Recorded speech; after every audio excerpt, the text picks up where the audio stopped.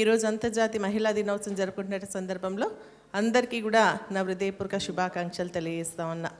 అంటే ఒక మహిళా దినోత్సవం అంటే మహిళా శక్తిని, అదేవిధంగా వారి గౌరవాన్ని, అదేవిధంగా త్యాగాన్ని స్మరించుకునేటువంటి ఒక పవిత్రమైనటువంటి రోజు ఈ అంతర్జాతీయ మహిళా దినోత్సవం. ఎందుకంటే ఆ రోజు మన పూర్వీకులు మరి బాగా ఉద్యమం చేసి మాకు సమాన వేతనానికి, సమాన పనికి సమాన వేతనం కావాలని, ఓటకు కల్పించాలని, మరి పనివేళలో మార్పు కావాలని వాళ్ళు చేసినటువంటి ఉద్యమమే ఈరోజు మహిళా దినోత్సవం జరుపుకోవడానికి ఒక స్ఫూర్తిదాయకం అని చెప్పేసి కూడా నేను తెలియజేస్తా ఉన్నా. మన భారతదేశ సంస్కృతిలో మరి మహిళకు ఒక ప్రత్యేకమైనటువంటి స్థానం ఉంది.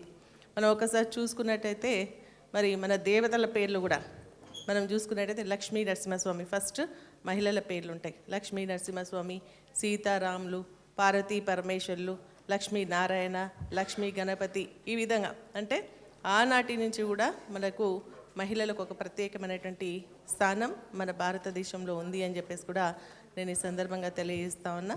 మరి మహిళ ఏంటంటే మన మనిషికి వెన్నుముక ఎట్లనో మహిళ ఇంటికి అట్లా. ఎందుకంటే మనం ఎంత స్ట్రాంగ్గా ఉంటే ఆ కుటుంబం అంత స్ట్రాంగ్గా ఉంటుంది. కాబట్టి మనం బాగా మన పిల్లల్ని చదివించుకోవాలా, మన కుటుంబాన్ని బలంగా తయారు చేసుకోవాలా. మరి సమాజంలో మనం కూడా ఒక పాత్రగా భావించి ముందుకెళ్లాల్సినటువంటి అవసరం ఉంది. ఒక మహిళ ఏంటంటే ఎన్నో కష్టాలు ఓడ్చుకుంటుంది. ఒక క్యాండిల్ ఏ విధంగా అయితే తను కరిగిపోతూ వెలుతురునిస్తుందో చుట్టుపక్కల, అదేవిధంగా మహిళ కూడా ఏంటంటే తన జీవితాన్ని మొత్తాన్ని తన కుటుంబానికి, తను తిన్నా తినకున్నా, నిద్ర ఉన్నా లేకున్నా, ఆరోగ్యం ఉన్నా లేకున్నా తన కుటుంబం కోసం తప్పిస్తూ ప్రతి క్షణం ఆ కుటుంబాన్ని మరి కంటికి లెప్పలా కాపాడుకుంటుంది మహిళ. మరి ఒక బిడ్డగా, మరి అదేవిధంగా ఒక చెల్లిగా, ఒక తల్లిగా, ఆలిగా మరి తన పాత్రను తను పోషిస్తూ ఉంది. మరి మనందరం కూడా ఏంటంటే ఒకరినొకరు గౌరవించుకోవాల్సినటువంటి అవసరం ఉంది. ఈనాడు మనం చూసుకున్నట్టంటే సమాజంలో చాలా మార్పు వచ్చింది. ఒకప్పుడు ఒంటింటికి పరిమితమైనటువంటి మహిళ ఈరోజు మరి అన్ని రంగాల్లో కూడా ముందు వరుసలో ఉండి మరి వచ్చినటువంటి అవకాశాన్ని ఉపయోగించుకుంటుంది, రాణిస్తూ ఉంది. కానీ దీంట్లో మనం ఒకసారి ఆలోచన చేసుకోవాల్సినటువంటి ఏంటంటే సమానత్వం. మనం కూడా మొదటి పౌరులుగా గుర్తించాల్సినటువంటి అవసరం ఉంది. మహిళ ఎప్పుడు కూడా మహిళకు చేయూతనివ్వాలే తప్ప మరి వాటిని కిందికి లాగేటువంటి ప్రయత్నం చేయకూడదు. ఈరోజు మనం కొన్ని సీరియల్స్ చూస్తూ ఉన్నాం. ఆ సీరియల్స్లో ఏంటంటే ఎంతసేపు విమెన్ని విలన్గానే చూపిస్తున్నారు. కాబట్టి అదేంటంటే మనకు బాగా ఫిక్స్ అప్ అవుతుంది. ఎందుకంటే ఒక గృహహింస ఉంది. గృహహింస అంటే ఎవరు చేస్తున్నారు దాన్ని? ఒక అత్తనో, ఒక ఆడబిడ్డనో, ఒక తోటి కోడలో, మరి ఇటువంటి వాళ్ళు చేస్తున్నటువంటి పరిస్థితి మనం గమనించాలి. కాబట్టి మనం సహకరించుకోవాలా, ఒకరినొకరు గౌరవించుకోవాలి తప్ప మరి ఇటువంటి వానికి మరి పులిస్ స్టాప్ పెట్టాల్సినటువంటి అవసరం ఉంది అని చెప్పేసి కూడా నేను ఈ సందర్భంగా తెలియజేస్తా ఉన్నా. మనకు ఒక నానుడి కూడా ఉంది.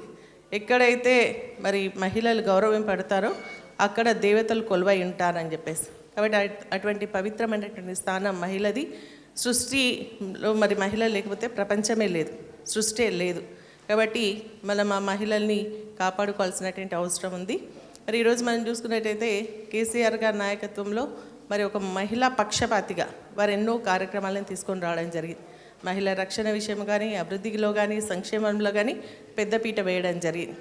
మనం ఒక సంఘటన గుర్తుపెట్టుకునేదంటే ఒక కేసీఆర్ గారు ఒక నాయకుడిగా లేకుండా ఒక తండ్రిలాగా ఆలోచన చేసినటువంటి సంఘటనలను కూడా మనం గుర్తు తెచ్చుకోవాల్సినటువంటి అవసరం. ఎందుకంటే మరి పోలీస్కి స్ట్రేగా చనిపోయినప్పుడు వారి కుటుంబాన్ని పరామర్శించడమే కాకుండా వారి ఆడబిడ్డను నేను చదివిస్తాను బాధ్యత తీసుకొని చదివించడం జరిగింది. కొంతమందిని ఎంబీబీఎస్ ఆర్థిక స్తోమత లేనటువంటి వాళ్ళకి ఎంబీబీఎస్ చదువుకోవడానికి ఆర్థిక సహాయాన్ని కూడా వారు అందించడం జరిగింది. ఈ ఒక్క సంఘటన మరి రాష్ట్రంలో, తెలంగాణ రాష్ట్రంలో మరి అందరూ కూడా ఏంటంటే కేసీఆర్ గారు మావాడు అని ఒక విశ్వాసం, మరి అదేవిధంగా మా ప్రభుత్వం మాకుంది అన్నటువంటి మరి ఒక నమ్మకాన్ని కేసీఆర్ గారు ఆ రోజు ఇవ్వడం జరిగింది అని చెప్పేసి కూడా నేను ఈ సందర్భంగా తెలియజేస్తూ అనేక సంక్షేమ కార్యక్రమాలనే ఇప్పుడు అందరూ మాట్లాడతారు, అందరూ చెప్తాం.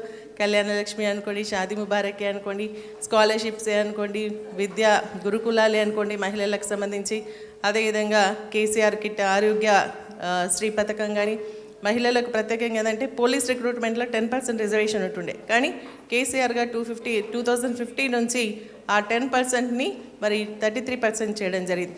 మార్కెట్ కమిటీలో అంతమంది మరి రిజర్వేషన్స్ ఉండేది కాదు, మార్కెట్ కమిటీలలో కూడా 33% రిజర్వేషన్, స్థానిక సంస్థలో 50% రిజర్వేషన్స్. ఈ విధంగా అనేక కార్యక్రమాలు చేర్పులు చేయడంతో పాటు రక్షణ విషయంలో కూడా women safety wing, she teams ఇవన్నీ కూడా తీసుకొని రావడం జరిగింది. మన కోసం అంటూ అనేక చట్టాలు కూడా ఉన్నాయి. ఆ చట్టాలపైన కూడా మన మహిళలు మరి అవగాహన పెంచుకోవాల్సినటువంటి అవసరం ఉంది. ఎందుకంటే విమెన్ కమిషన్గా పనిచేసిన కాబట్టి ఆ చట్టాలపైన కొంత అవగాహన ఉంది. మరీ ముఖ్యంగా ఏంటంటే గృహహింస చట్టం ఉంది. ఎక్కడైనా డొమెస్టిక్ వైలెన్స్ ఉంటే ఆ చట్టాన్ని మనము ఉపయోగించుకోవడానికి అవకాశం ఉంటుంది. పీసీపీ అనేటి అంటే ఇప్పుడు ఆడపిల్ల అనగానే మరి అబార్షన్ చేయించుకునేటువంటి పరిస్థితిని మరి దాన్ని నియంత్రించడానికి ఒక పీసీపీ అనేటి యాక్ట్ తీసుకోవడం జరిగింది. మహిళలు ఇప్పుడు అన్ని రంగాల్లో పనిచేస్తూ ఉన్నారు, కానీ పనిచేసే చోట సరైనటువంటి భద్రత లేకపోతుంది. కాబట్టి protection of women from sexual harassment at work place అనేది ఒక చట్టం వచ్చింది. చిన్నపిల్లలకు సెక్షువల్ హరాస్మెంట్ని రక్షించుకోవడానికి పాక్సో చట్టం వచ్చింది. ఇవన్నీ చట్టాన్ని మనం తెలుసుకోవాల్సినటువంటి అవసరం ఉంది. దాన్ని మనం వాడుకోవాలి. ఎక్కడైతే అవసరం ఉందో సాటి మహిళలకు వాటిని చెప్పాల్సినటువంటి అవసరం. ఎమర్జెన్సీ ఏదైనా అవసరం ఉంటే మనకు 181 ఉంది, అదేవిధంగా 100 ఉంది. కాబట్టి ఇవన్నీ కూడా ఉపయోగించుకొని మనం ఒకరినొకరు గౌరవించుకుంటూ మరి మహిళలందరూ ముందుకు తీసుకెళ్లే విధంగా మనమంతా కూడా ప్రయత్నం చేయాలని చెప్పేసి కూడా ఈ సందర్భంగా తెలియజేస్తూ, కేసీఆర్ గారి నాయకత్వంలో మనకు సముష్టిగా అది లభించింది. ఎందుకంటే నేను కొత్తగా వచ్చిన పార్టీలోకి అయినప్పటికీ కూడా వారు నన్ను ముందు పిలిచి, అమ్మ మీ ఎటువంటి వాళ్ళు ఉండాలమ్మా, విమెన్ కమిషన్ని మరి మీరు తీసుకుంటే బాగుంటుంది అని చెప్పి వారు ఇవ్వడం జరిగింది. అంటే వారు ఏ విధంగా ఆలోచన చేస్తారో ఒకసారి మనం ఆలోచన చేసుకోవాలి అని చెప్పేసి కూడా ఈ సందర్భంగా తెలియజేస్తూ, ఆ విధంగా మనకు రక్షణగా మనకు కేసీఆర్ గారు ఉన్నారు. విమెన్ మరి అదేవిధంగా బీ హబ్ తీసుకొచ్చి విమెన్ ఎంటర్ప్రైజెస్ని తీసుకురావడానికి కేటీఆర్ గారు కూడా ప్రయత్నం చేయడం జరిగింది. సో మనకు వచ్చినటువంటి అవకాశాలను ఉపయోగించుకోవాలి. మరి ఏంటంటే మనం ఒకరినొకరు లాక్కునేటువంటి ప్రయత్నం చేయకుండా ఇప్పుడు 33(1)(3) రిజర్వేషన్ కూడా మనకు చట్టసభల్లో వస్తుంది. కాబట్టి మహిళలు ఎంత యాక్టివ్గా బయటికి వస్తే వారికి మంచి అవకాశం కూడా ఉంటుందని చెప్పేసి కూడా ఈ సందర్భంగా మీ అందరికీ తెలియజేస్తూ, మరి నాకు ఈ అవకాశం కల్పించినటువంటి ఉమా గారికి ప్రత్యేకంగా ధన్యవాదాలు తెలియజేస్తూ, మరి అందరూ కూడా మరొకసారి నా హృదయపూర్వక విమెన్స్ డే విషెస్ని చెప్తూ సెలవు తీసుకుంటున్నాను. జై హింద్, జై తెలంగాణ, జై కేసీఆర్.